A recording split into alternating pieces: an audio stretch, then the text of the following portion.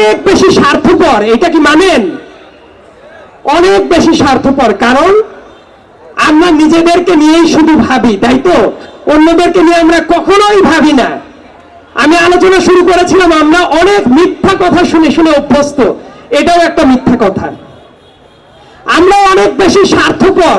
তার কারণটা এইটা না যে আমরা নিজেদেরকে নিয়ে শুধু ভাবি, বরং কারণটা উল্টা। দেখবেন আমরা নিজেদেরকে নিয়ে ভাবি না, দুনিয়ার অন্য সবকিছু নিয়ে ভাবি। আমি যদি জিজ্ঞাসা করি, ছেলেরা যারা আছেন খুব ভালো মতো জানেন, ওই যে আইসিসি চ্যাম্পিয়ন্স ট্রফি শুরু হচ্ছে, কোন দিনে কার ম্যাচ আছে, বাংলাদেশের কোন ওপেনারটার এভারেজ 15-এর উপরে না, আপনারা প্রত্যেকটা ডাটা জানেন। দেখবেন এই রোজার ঈদে কার কোন মুভি রিলিজ পাবে আপনারা সেটাও জানেন। কে এসে কোথায় গান গায় এটাও জানেন। আপনাদের কোন ফ্রেন্ড কোথায় গিয়ে কোন আকাম কুকাম করলো সেটাও আপনারা জানেন।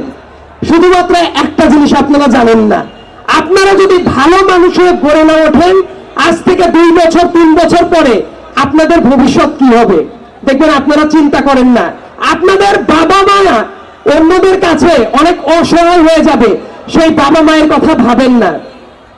এই জন্য আমি সবসময় বলি আপনারা অনেক বেশি স্বার্থপর, আমরা অনেক বেশি স্বার্থপর। তার কারণ দুনিয়ার সবাইকে নিয়ে আমরা ভাবি, শুধুমাত্র নিজেদেরকে নিয়ে এবং নিজেদের বাবা মার কথা আমরা ভাবি না। এতটা স্বার্থপর আর হবেন না। প্রত্যেকটা সময় লাইফের একটা থাম্বনেইল আছে, সবসময় মনে রাখবেন এক একজন এক এক ধর্মের হতে পারেন, কিন্তু সর্বশক্তিমান স্রষ্টা একজন আছে।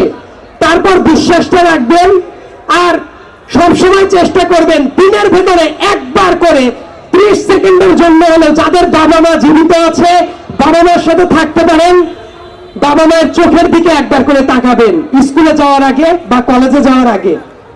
তাদের চোখের ভাষাটা বোঝার চেষ্টা করবেন। ওই ভাষাটা কোন সন্তান যদি বুঝতে পারে, ওই সন্তান ভালো মানুষটা হবে, এই গ্যারান্টি আমি দিয়ে দিতে পারি। আর কথা বাড়াচ্ছি না, আপনারা অনেক ধৈর্য ধরে আমার মতো একজন অত্যন্ত অদক্ষ এবং অত্যন্ত অবিচক্ষণ, অত্যন্ত ভাষা কণ্ঠের, অত্যন্ত বিক্ষিপ্ত কণ্ঠের বক্তব্য এত মনোযোগ দিয়ে ধৈর্য ধরে শুনলেন। এই জন্য আমি আপনাদের প্রতি অসম্ভব রকমের কৃতজ্ঞ। দেবিদ্বারে প্রথমবার আসলাম, কিন্তু আমি দৃঢ়ভাবে বিশ্বাস করি this is not my last time. আমি আবার আসতে চাই এবং ওই সময় এসে যাতে আমি এই চিত্র দেখতে পারি। দেবিদ্বারের শুধুমাত্র তরুণরা না, তরুণ প্রবীণ মুরব্বী যারা আছেন সবাইকে নিয়ে গণজোয়ার হবে এই দেবিদ্বারের মাঠে, সেই প্রত্যাশা রেখে আমি শেষ করছি।